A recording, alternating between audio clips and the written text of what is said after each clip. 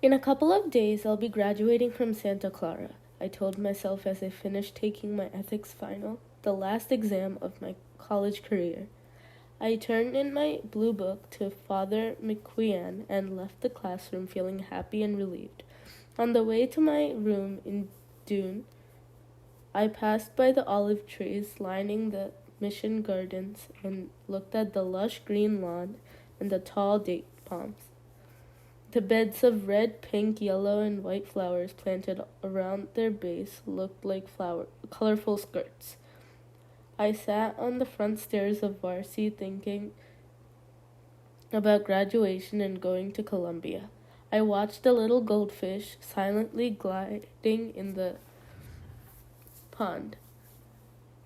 I glanced up and spotted a white cloud moving slowly across the light blue sky and followed it with my eyes as it changed shape several times until it faded away.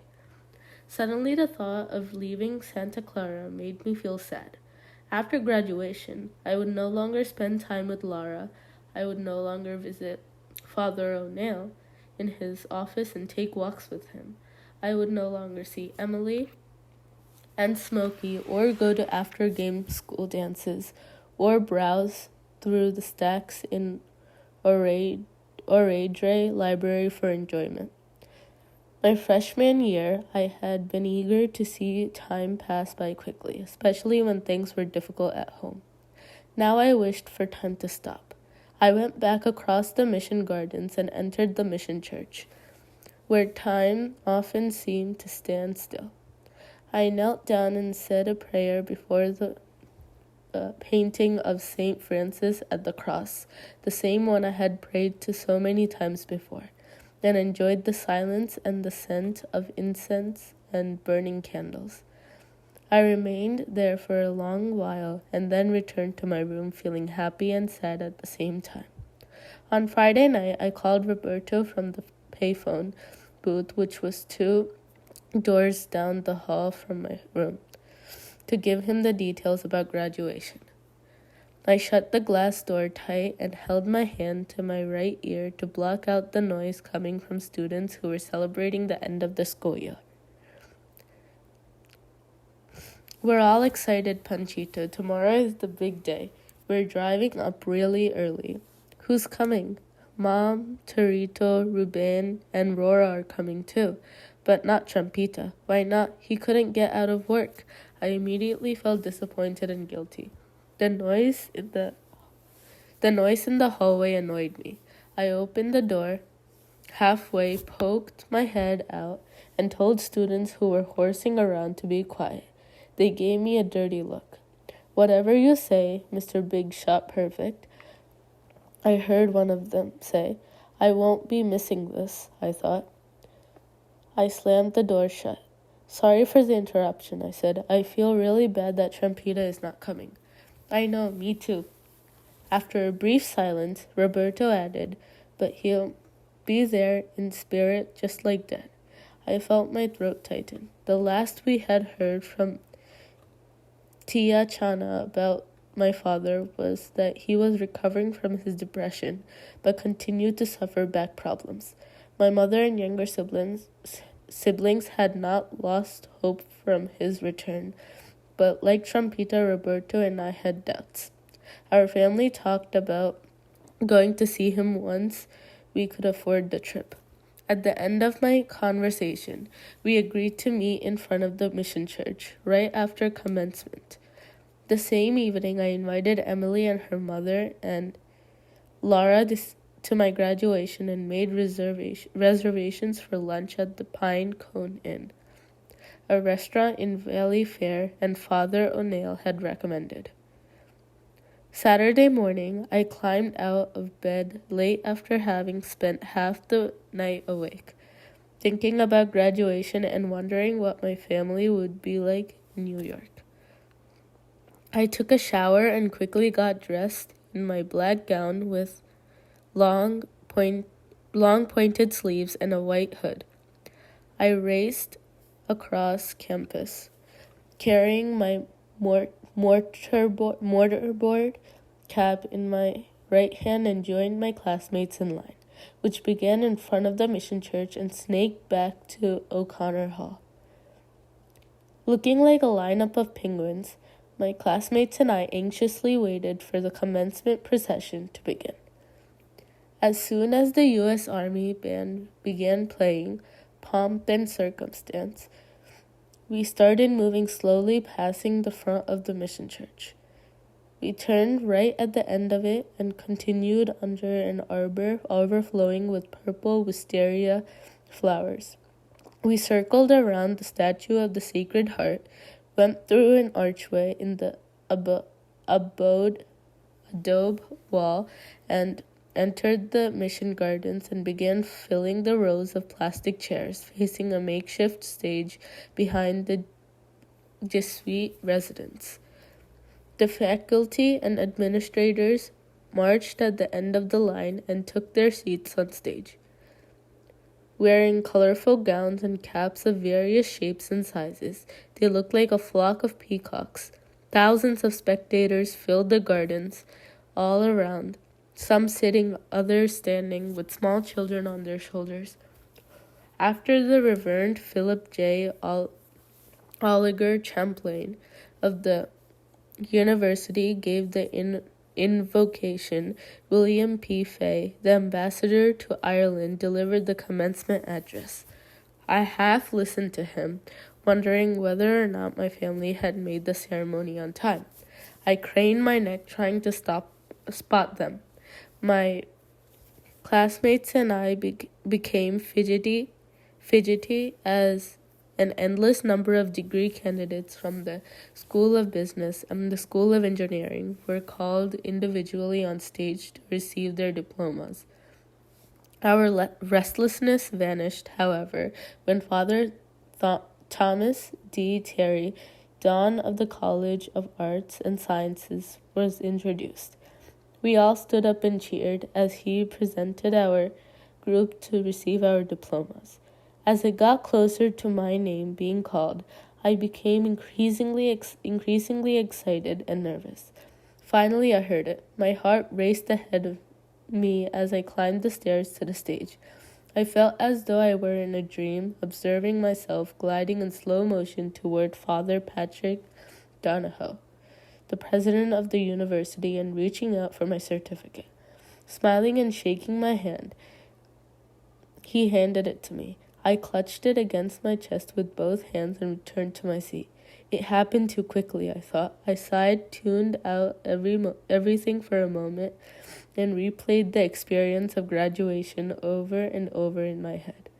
At the end of the ceremony, I made my way to the front of the mission church, where countless families and friends were hugging and congratulating graduates and taking pictures. I spotted my family, waved, and moved through the crowd to meet them. Roberto caught my eye and walked toward me, followed by the rest. "We're proud of you, Panchito." He gave me a strong, warm hug. I hugged him back, resting my chin on his broad shoulder. "Congratulations, you did it," Darlene exclaimed. "We all did it," I responded. "I had a lot of help, especially from you and Toto." "Estoy muy orgullosa de ti, mijo," my mother said, tearing up and stroking my left cheek with her right hand. "I'm so proud of you."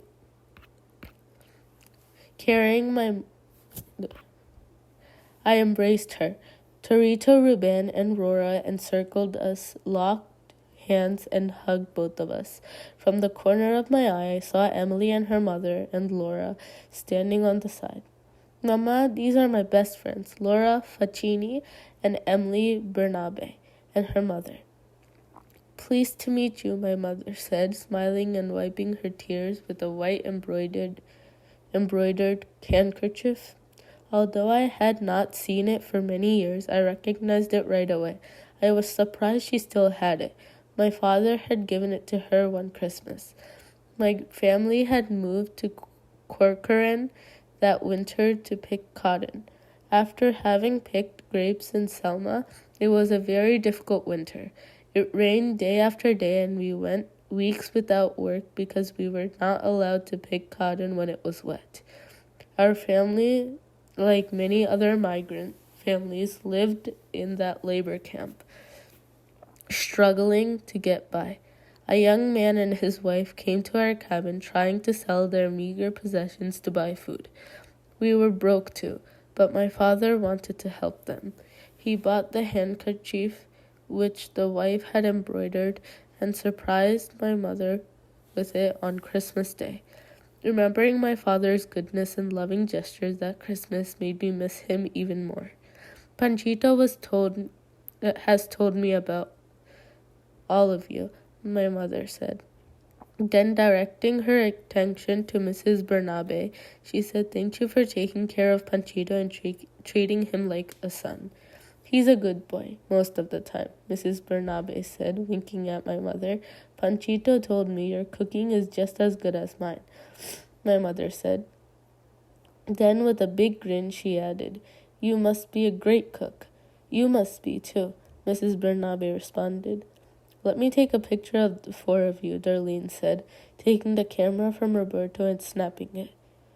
Laura and Emily standing to my right and Emily's mother to my left. After taking more pictures, we all headed to the Pinecone Inn for lunch. At the restaurant, we sat at a long table near the entrance and ordered. Roberto, who was across from me, excused himself and returned with two gifts, a large one and a small one.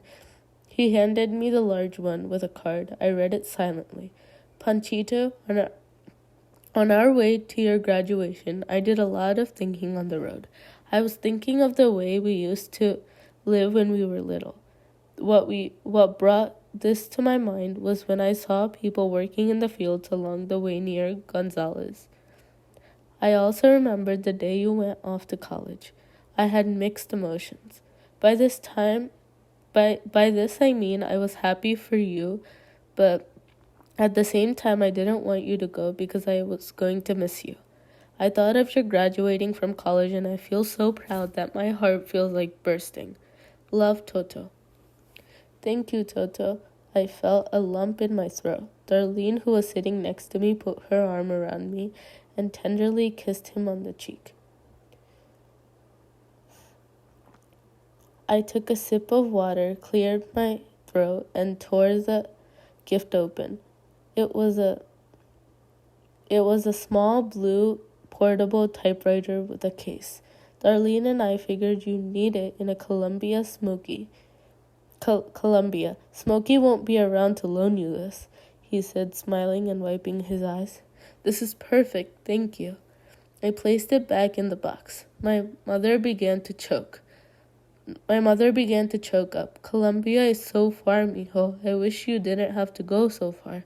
"Panchito needs to open another gift," Roberto said, noticing my uneasiness. "This one is from Mrs. Hancock." He handed me a card and a small box wrapped in blue paper. The card read, The captain and I are very proud of you. Congratulations and good luck at Columbia. Affectionately, Marian Hancock." Inside the box was a round gold-colored wristwatch. I strapped it on my left hand and showed it off. Torito, who was sitting next to me, pulled my hand down to see it. "It has no numbers. You won't be able to tell time." "That's why I'm going to Columbia. I need to learn my numbers. But time is on my side." Everyone booed politely at my bad joke. After we finished eating, I raised my glass of water to make a toast. "I want to thank all of you for making a difference in my life. Thank you, Mama, for your courage, faith, and love.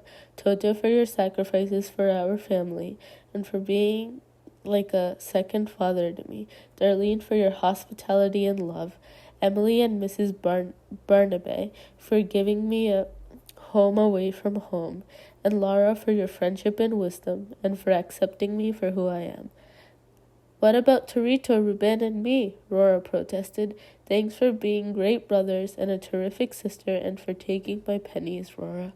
My sister made a bad face and crossed her arms, pretending to be upset.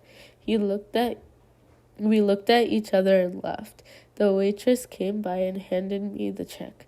Roberto tried to snatch it from me, but I quickly hid it behind my back. Let me pay, he insisted. My brother was squeezed between my mother and Darlene, so he couldn't easily move away from the table. I rushed and paid the bill before he could get to the cashier. I am your big brother and you have to obey me, he said half seriously. I know, but it's the least I can do to thank all of you for helping me. You've always been stubborn. We left the restaurant in the middle of the afternoon and went back to the university. After we said goodbye to Emily and her mother, my family came to my room in Dune and rested while Laura and I went to visit Smokey and his wife Mary, whom he had married during Christmas break of our senior year. They lived a few blocks away from our campus on Homestead Avenue. We stayed there briefly, and then I drove Laura to the Santa Clara train station to take the train back to San Carlos. We sat in the car waiting for the train. I have a graduation gift for you, she said. She reached into her purse, pulled out a tiny box wrapped in yellow paper, and handed it to me. Thank you. But you didn't have to. I know. I hope you like it. I slowly unwrapped, trying not to tear the paper, which was the same color as her dress. I carefully folded the wrapping, placed it in my shirt pocket, and opened the small black velvet box. These are beautiful. I took out a pair of oval-shaped, gold-brushed cufflinks and a tie clip to match. Thank you. I reached over and gave her a kiss. We heard the train whistle. The train's coming, she said. I hate goodbyes, I said, feeling a pain in my chest.